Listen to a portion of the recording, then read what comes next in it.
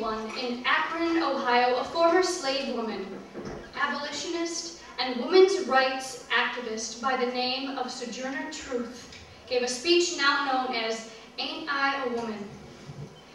Sojourner Truth began her remarks, "Well, children, where there is so much racket, there must be something out of kilter." She then went on to say that even though she was a woman, no one had ever helped her out of carriages or lifted her over ditches or given her a seat of honor in any place. Instead, she acknowledged that as a former slave and as a black woman, she had had to bear the lash as well as any man, and that she had borne 13 children and seen most all sold off to slavery. And when I cried out with my mother's grief, none but Jesus heard me. Ain't I a woman? Finally, Sojourner Truth says, if the first woman God ever made was strong enough to turn the world upside down all alone, these women together ought to be able to turn it back and get it right side up again.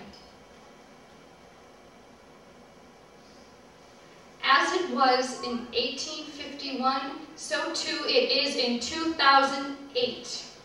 There is so much racket that we too know something is out of kilter. In 1851, the racket was about a woman's right to vote.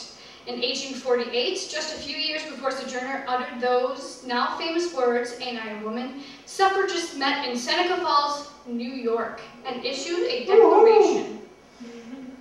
That declaration began, "We hold these truths to be self-evident, that all men and women are created equal, that they are endowed by their Creator with certain inalienable rights, that among these are life, liberty, and the pursuit of happiness, that to secure these rights, governments are instituted, deriving their just powers from the consent of the governed. Whenever any form of government becomes destructive of these ends, it is the right of those who suffer from it to refuse allegiance to it, and to insist upon the institution of a new government."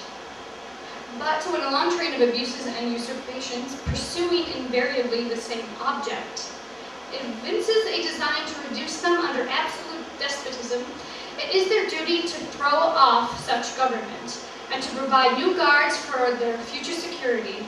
Such has been the patient sufferance of the women under this government, and such is now the necessity which constrains them to demand the equal station to which they are entitled.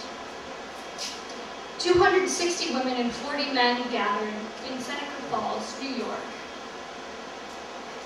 declared their independence from the politics of their present, and embarked upon a struggle to create a politics for the future.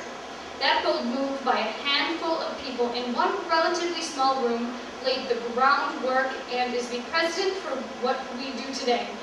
The Seneca Falls Declaration represented a clean break from the past. Freedom, at last, from mental slavery. The Seneca Falls Declaration and the Akron, Ohio meeting inaugurated 72 years of struggle that ended with the passage of the 19th Amendment in August of 1920, granting women the right to vote. And 88 years later, with the Green Party as its conductor, the history train is rolling down the tracks.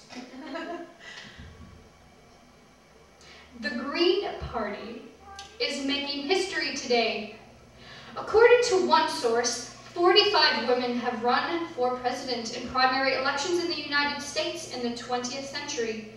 22 have made it on the ballot in at least one state in November. Thank you, Green Party, for pulling this history train from the station.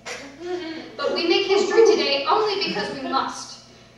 In 2008, after 2 stolen presidential elections and 8 years of George W. Bush and at least 2 years of Democratic Party complicity, the racket is about war crimes, torture, crimes against the peace. The racket is about crimes against the Constitution, crimes against the American people, and crimes against the global community.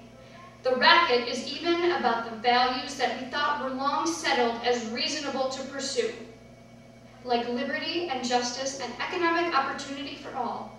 Yes, Sojourner, there's a lot off kilter now, but these 2 women, Rosa and me, joined by all the men and women in this room, are going to do our best to turn this country right side up again.